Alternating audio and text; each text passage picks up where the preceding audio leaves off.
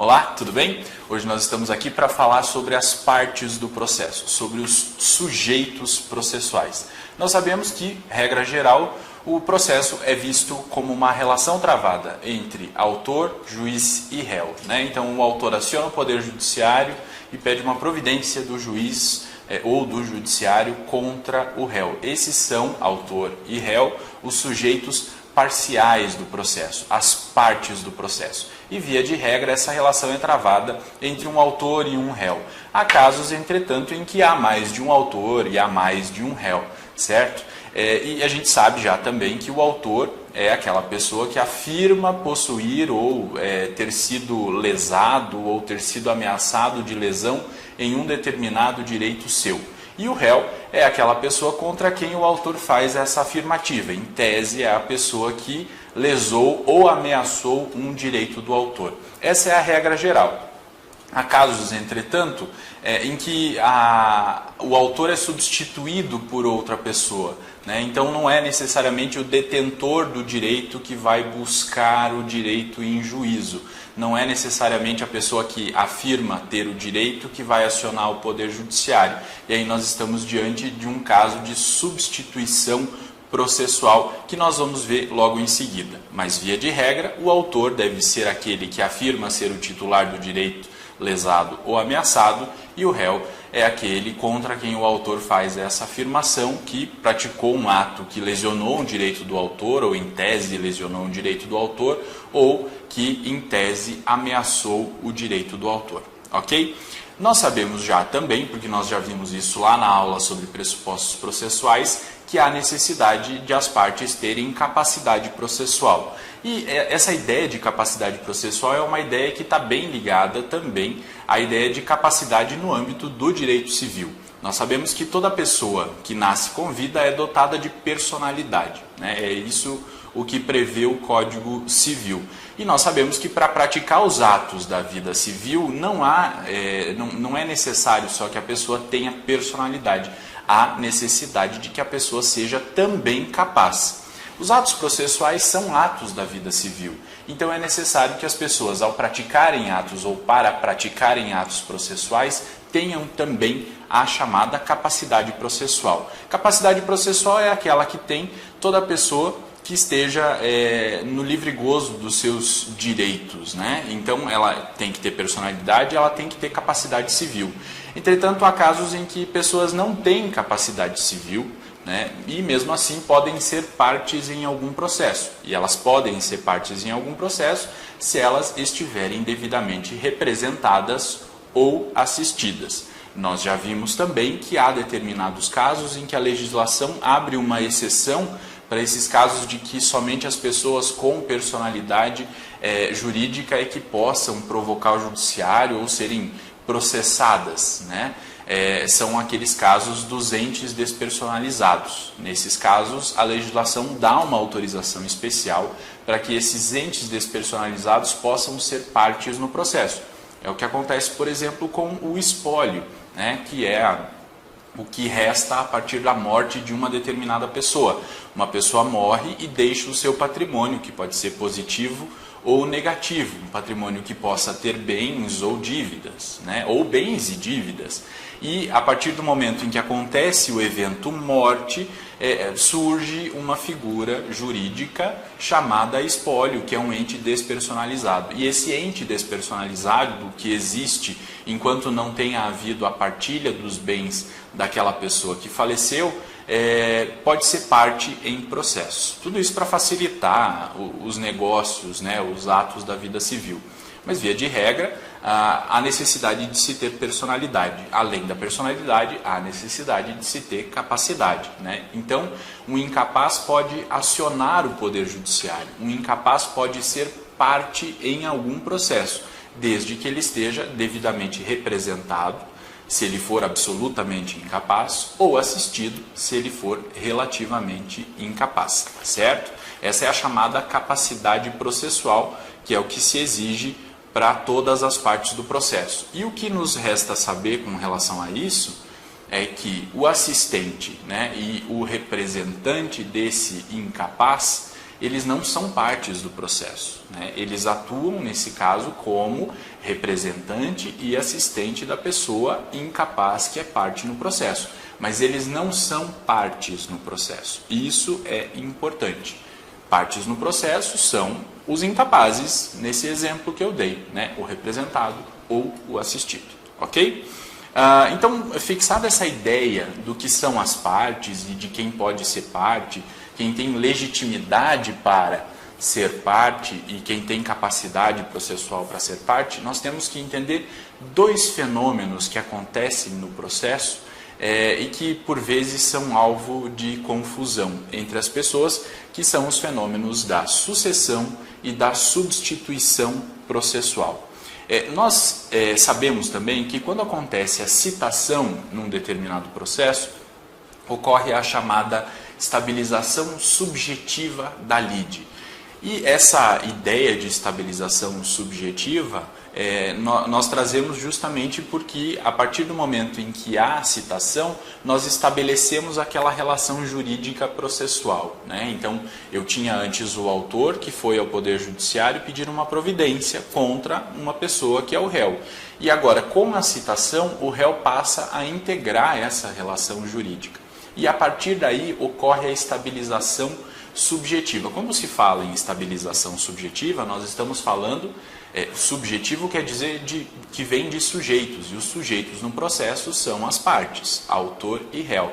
Então, por uma ideia de segurança jurídica, uma vez que acontece a citação, vai acontecer a estabilização subjetiva. Quer dizer que deve-se evitar a mudança das partes daquele processo. Quem era autor continua autor e quem foi citado para ser réu, via de regra, vai permanecer sendo réu. E essa estabilização quer dizer que qualquer modificação que aconteça no plano do direito material não vai implicar em modificação na relação jurídica processual. Tá? E para isso, nós precisamos ter isso em mente para entender aí os fenômenos da sucessão e da substituição. Ok? Sucessão, o conceito dela é quando nós temos alguém que ocupa sucessivamente no tempo o lugar de outrem. Vamos imaginar o exemplo clássico de sucessão que acontece quando uma das partes falece, quando uma das partes morre no decorrer do processo, né? Então vamos imaginar que o réu de um determinado processo, de uma ação de cobrança, tenha falecido.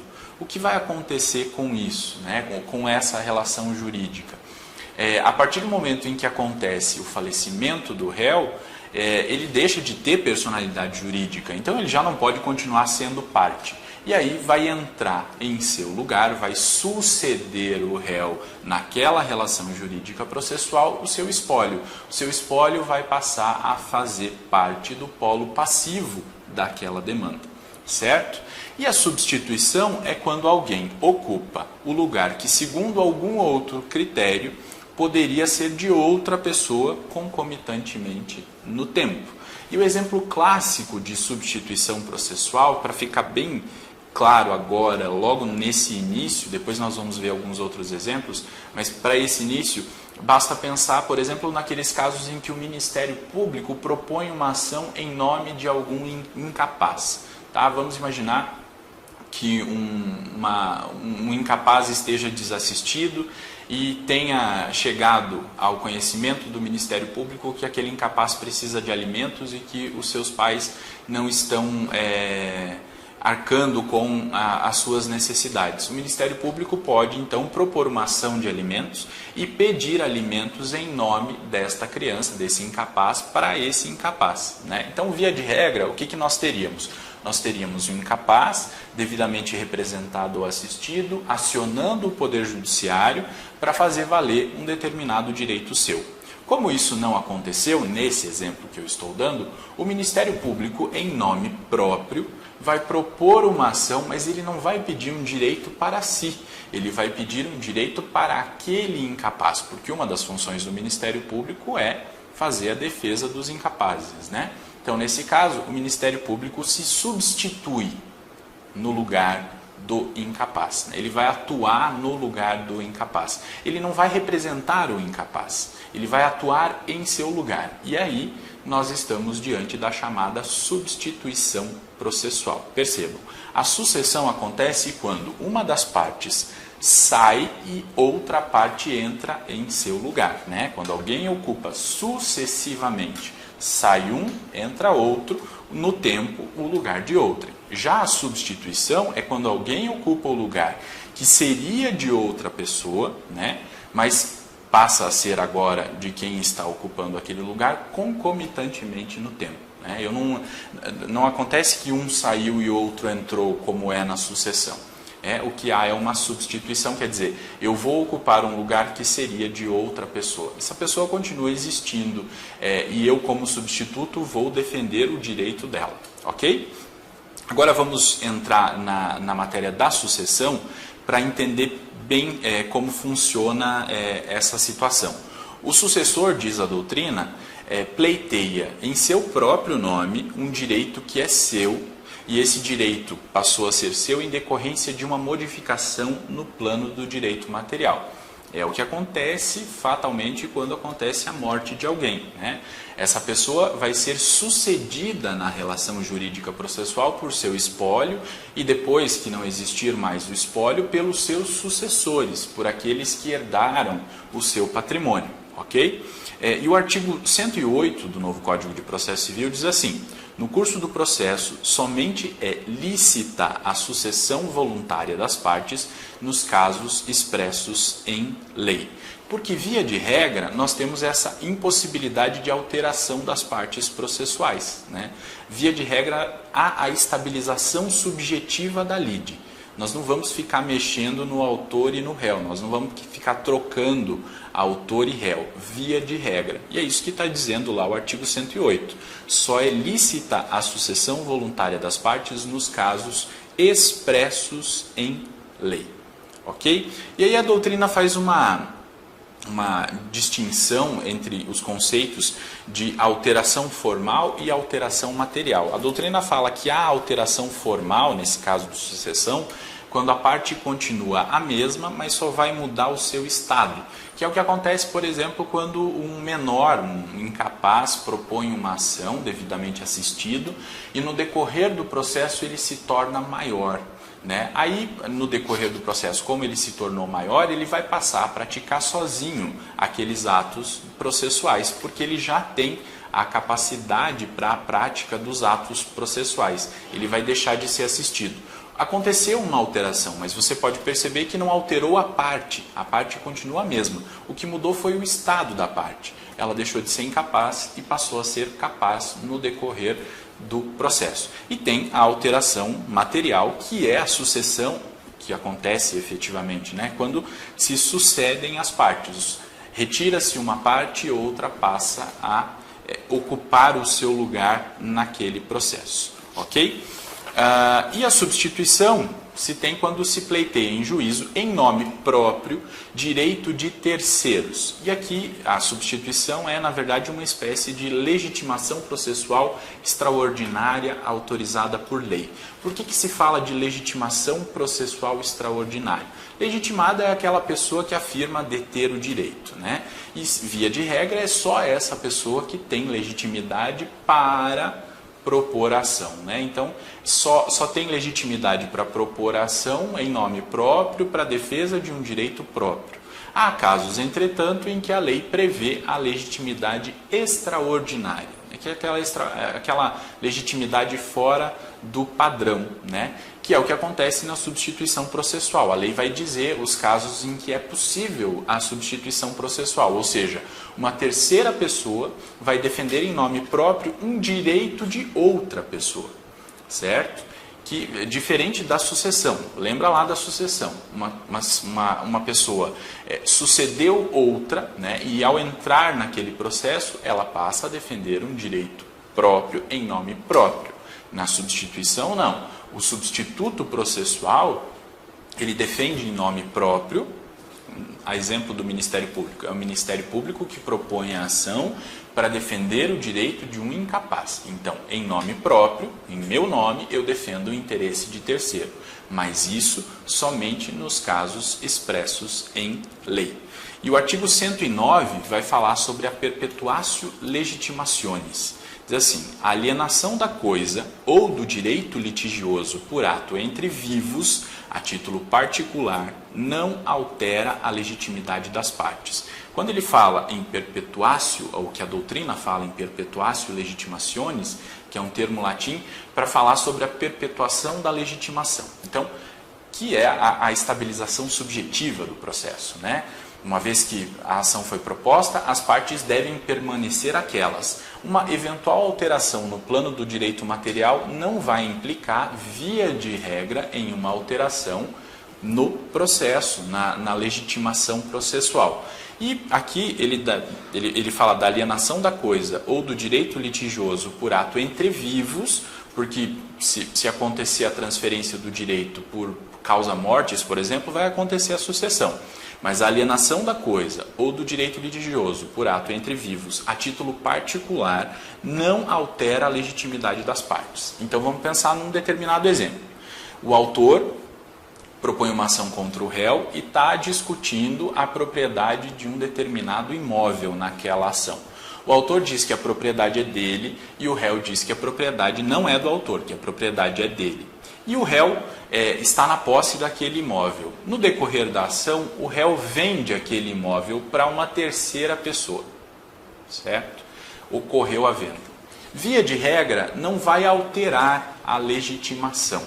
Vai continuar aquele autor e aquele réu inicial. O adquirente do imóvel não vai passar imediatamente a ser parte daquele processo, a não ser que haja autorização do autor da ação. Se o autor da ação não autorizar a troca dos réus, aquele réu inicial permanece naquele processo, respondendo por aquele processo, ainda que ele não seja mais o proprietário daquele bem, certo? Porque ele vendeu, ele transferiu a propriedade daquele bem para uma terceira pessoa. A partir daquele momento em que há a alienação da coisa, o que acontece é o seguinte: o réu, que agora já não é mais o proprietário, porque ele alienou aquele imóvel para uma terceira pessoa, passa a ser o substituto processual daquela terceira pessoa. Porque, via de regra, quem teria legitimidade para estar lá respondendo pela propriedade daquele bem é o adquirente, porque é com ele que está o bem agora.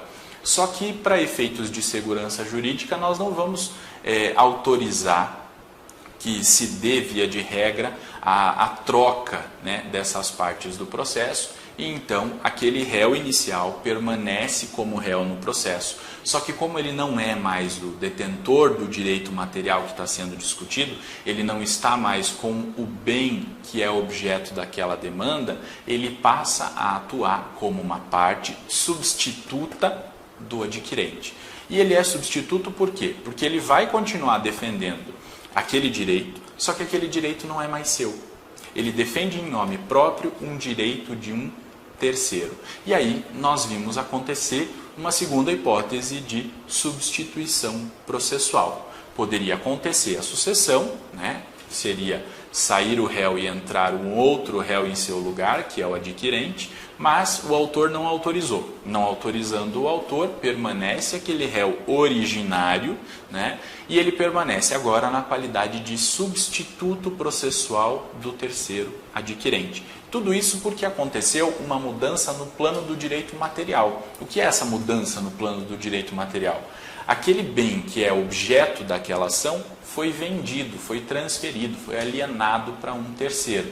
Essa modificação no plano material não vai implicar necessariamente em uma modificação das partes no plano processual, ok? Por conta da estabilização subjetiva da lide. E aqui a gente tem, então, um segundo exemplo de substituição processual, ok? Pode parecer um pouco difícil de entender assim, poxa vida, mas o réu não saiu daquela relação jurídica processual. Como é que ele pode ser o substituto? Antes ele não era substituto, agora ele é substituto? Justamente, é justamente isso, porque aconteceu essa mudança no plano do direito material que alterou a titularidade do bem que era objeto daquela demanda.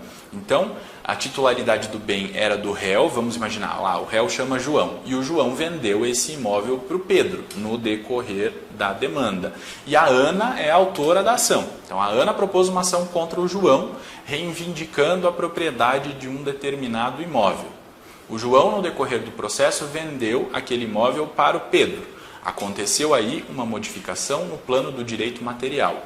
Via de regra, essa modificação no plano do direito material não vai implicar em modificação da relação jurídica processual, tá? A não ser que a Ana permitisse. A Ana diz, não, tudo bem, eu aceito que o João saia e entre o Pedro em seu lugar. Se isso acontecer, não há substituição. O que há é sucessão, ok? Agora, se a Ana não autorizar a saída do João, o João permanece como réu naquele processo. E permanecendo como réu naquele processo, ele passa a ser substituto de Pedro. Ele está lá naquele processo, defendendo em seu próprio nome um direito que não é mais seu, um direito que passou a ser de Pedro. Ok? Essa é a ideia de substituição processual. O parágrafo 1º do artigo 109 diz que o adquirente ou cessionário não poderá ingressar em juízo sucedendo o alienante ou cedente sem que o consinta a parte contrária, que é o que eu acabei de falar nesse exemplo. A Ana, autora da ação, tem que consentir a saída do João e a entrada do Pedro em seu lugar. Se houver isso, nós estamos diante do que está previsto no parágrafo 1º do artigo 109, que está falando sobre a sucessão processual. Sai uma parte e entra outra. Se a Ana não autorizar, aí nós estamos diante da substituição processual. Fica o João. O João agora vai ser substituto de Pedro, porque a titularidade do direito é de Pedro. Tá? Nesse caso, a sentença, ao final desse processo, vai definir a quem pertence aquele imóvel. Né? E aí o juiz vai dizer, não, o imóvel pertence a Ana. O que vai acontecer então? Pedro vai ter que entregar o imóvel a Ana, certo? Vai ter que entregar esse imóvel a Ana e ele vai se entender com o João a respeito aí do prejuízo que ele eventualmente tenha sofrido, certo?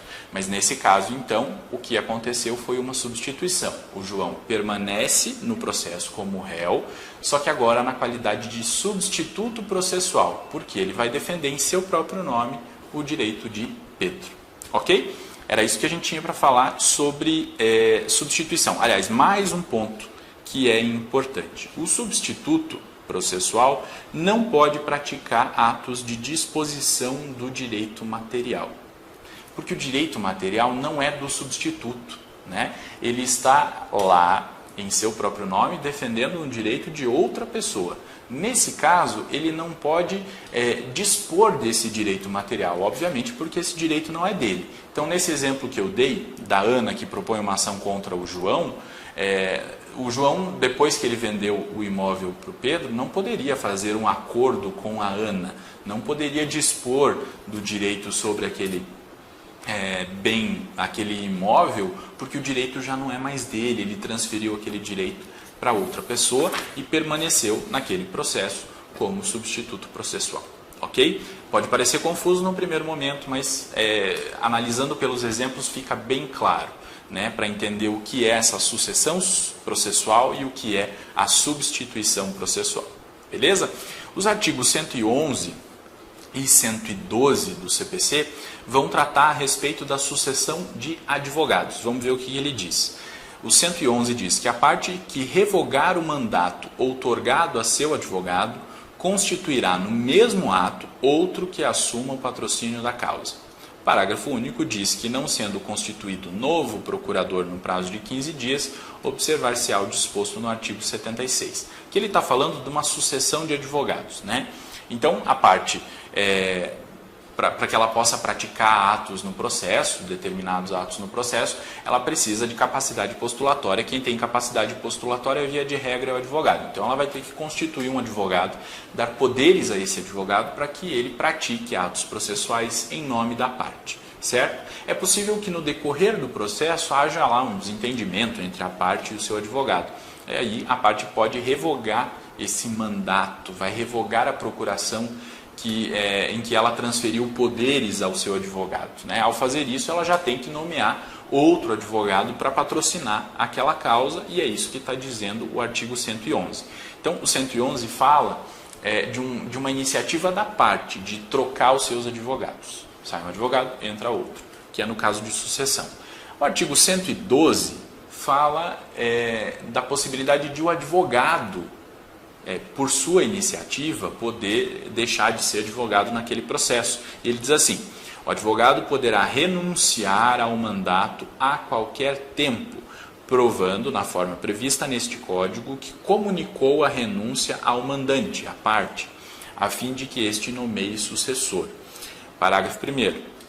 Durante os 10 dias seguintes, o advogado continuará a representar o mandante, à parte, desde que necessário para lhe evitar prejuízo. E o parágrafo 2º diz que dispensa-se a comunicação referida no caput quando a procuração tiver sido outorgada a vários advogados e a parte continuar representada por outro, apesar da renúncia. Então vamos lá para o caput. O advogado pode renunciar ao mandato a qualquer tempo, mas para renunciar ao mandato ele precisa provar que ele comunicou essa renúncia à parte que o contratou, tá? A fim de que a parte, tomando conhecimento disso, possa contratar um novo advogado. O parágrafo 1º diz que o advogado fica responsável pela prática dos atos processuais naquele processo durante os 10 dias seguintes, se isso for necessário, né? Então a parte, ao ser comunicada de que o advogado vai fazer a renúncia, ela ainda tem 10 dias de prazo para que ela possa procurar um novo advogado. E durante esses 10 dias, o antigo advogado continua responsável pela prática dos atos processuais, a fim de que não haja prejuízo, obviamente, para a parte, para que ela não perca nenhum prazo e não tenha a sua defesa prejudicada em razão da renúncia que o advogado tenha feito ao mandato que lhe foi conferido. Ok? Era isso que nós tínhamos que falar sobre as partes processuais, sobre sucessão, substituição processual e sobre sucessão de advogados no novo CPC. Nos vemos na próxima e até lá!